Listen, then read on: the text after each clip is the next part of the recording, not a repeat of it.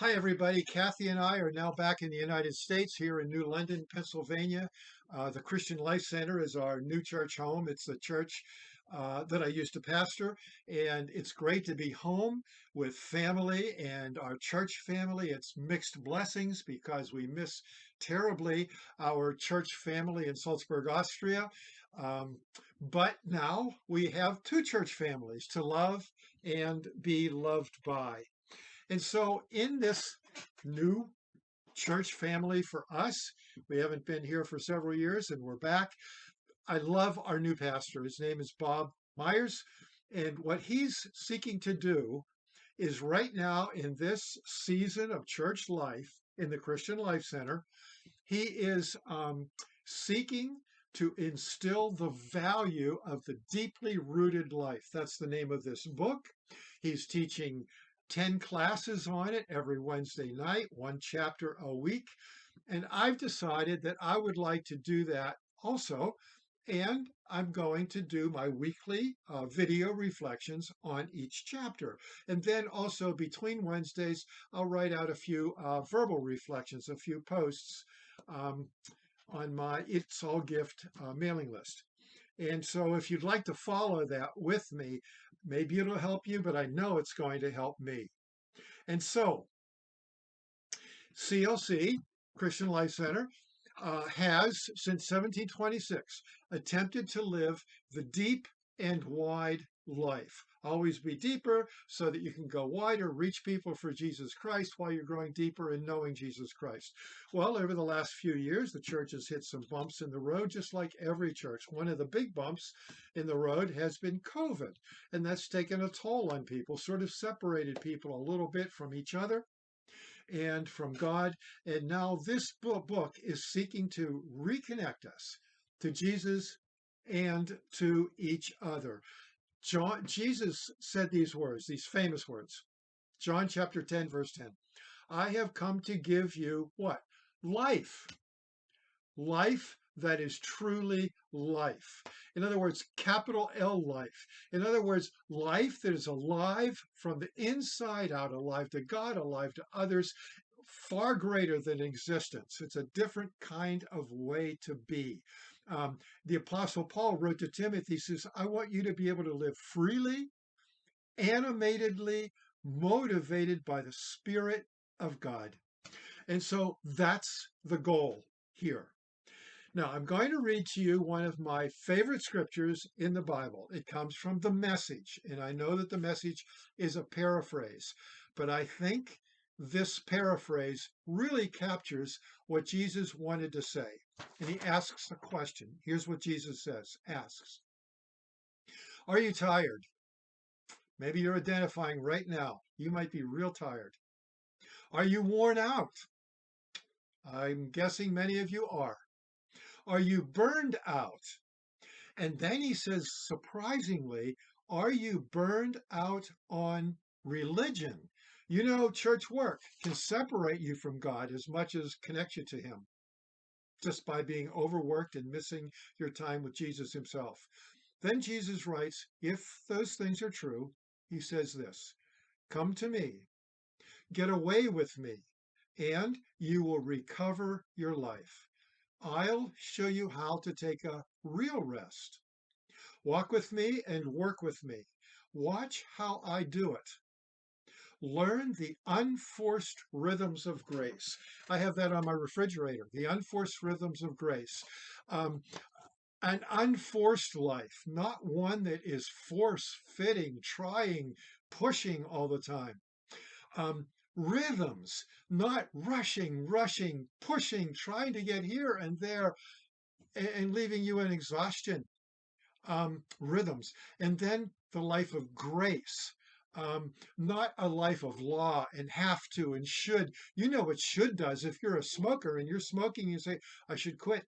I should quit. But the more you say, I should, the more you smoke because should doesn't get us anywhere. Law doesn't take us. We need grace. And so unforced, learn, that's a process, the unforced rhythms of grace. I won't lay anything heavy on you or ill-fitting. Keep company with me and you'll learn to live freely and lightly. So, in the book, the author gives the example of a person in a supermarket who's starving. Imagine that, starving in the middle of a supermarket with every kind of food and nourishment that you can imagine. And here's what he writes. You might say this is impossible, yet in our spiritual lives, this happens every day. Whether we know it or not, we are locked inside the supermarket of God's abundant life and love. It's all available to us. Even so, people are spiritually starving, but it doesn't have to be that way. God is not in the business of just improving our lives. He wants to infuse our lives with His life, and that life is available to us. So, as I've been reading through this chapter, I think about my father. When he was a boy, he rode into town on a horse and buggy. And I thought about that. What do you do when you're going into town in a horse and buggy? Well, you go slow. It's probably not a whole lot of traffic. There's no sports radio. You're attentive to the world around you. You're noticing nature. You're more connected. And lots of times with time for solitude and silence. And I don't know how spiritual he was when he was a boy, or my grandfather was, but at least there was the opportunity to connect with that which is beyond yourself. And here we have iPhones, and you know what those phones do? They have blue light, and that's addictive. It's an addictive thing, and I fight it. To, it's hard for me to just be anymore without that thing in front of me drawing me to it, to at least read the news and sports. And so it's there. And then, of course, there's social media and all the comparison and competition that that brings, and how that demeans us in so many different ways. And then um, Kathy and I each have a car. When we were in Salzburg, we would leave the apartment to go to shopping or go downtown or go to an event or something like that. And we would walk 20 minutes, half an hour, 40 minutes, holding hands, and there was nothing to do other than walk, talk to each other, notice the world around us. Some of my best spiritual moments came in those walks. But now that I'm home, I'm challenged because we each go to the garage. Kathy's got a car. I've got a car. I've got a garage door opener. She's got a garage door opener. We each hit the garage door opener, get in a different car, and go. We're somewhere else. Um, and if we want to walk, we have to go through the neighborhood, which is okay, that's fine. We've got to develop new habits. Um, one of the worst habits I'm recognizing in myself is the get or done habit. I love to get things done, to see results. And so all the things that need to be done in the yard have captivated me. I've gone out. Uh, the other day, a friend of mine and I uh, took 3 loads of stuff away and took down a tree. And because we've got to get it done. But here's the question. Is getting it done an addictive thing that just takes me away from God, especially if I haven't looked at how I know whether I'm getting the right things done? Maybe I'm just getting things done and I'm addicted to doing that, even if those things that I'm doing are of no internal importance at all. So we've all got these battles, don't we? And so here's what I suggest for you and I for these next 10 weeks. If you can go to the class on Wednesday, go.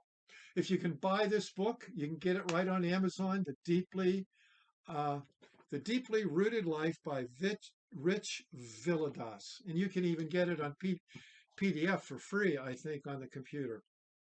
Um, and then spend time reading the chapters, read your Bible, take Matthew 11, read it, think about it, just sit and be, and use your imagination.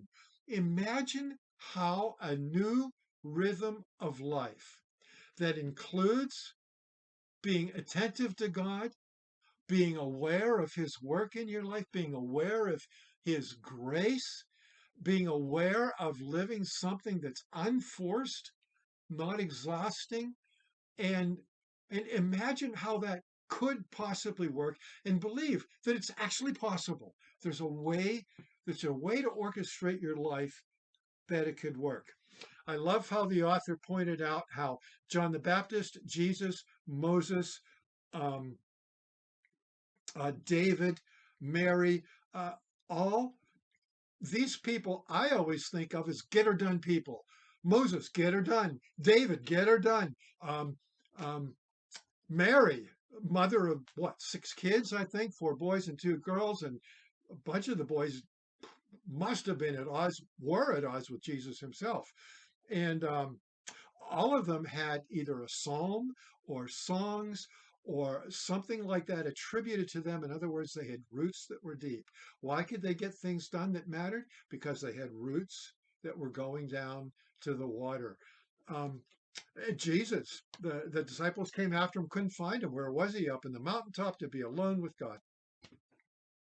And so one of my favorite songs in the whole world is by Ken Medema, and it is called the Tree Song. And the chorus is this: I've got roots going down to the water. I've got leaves reaching up to the sunshine, and the fruit that you see is a sign of God's life in me. That's what this book and these next 10 weeks are all about. I'm going to try to add that song to this video when I'm done, as soon as I'm done.